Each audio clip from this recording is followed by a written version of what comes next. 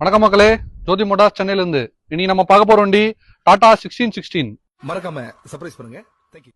வண்டி வந்து 2023 model, single owner வண்டி தான். 24 ஃபீட்ல சைடு ஓப்பன் வருது. 3 சைடு டோர் ஓப்பன் பண்ணிக்கலாம். அப்படியே பாருங்க, டோர் போட்டு யூஸ் பண்ணிக்கலாம், இல்லை டோர் ஓப்பன் பண்ணி வச்சும் யூஸ் பண்ணிக்கலாம். 24 ஃபீட் லென்த் வருது. அப்படியே வண்டி சுற்றி பார்த்துங்க.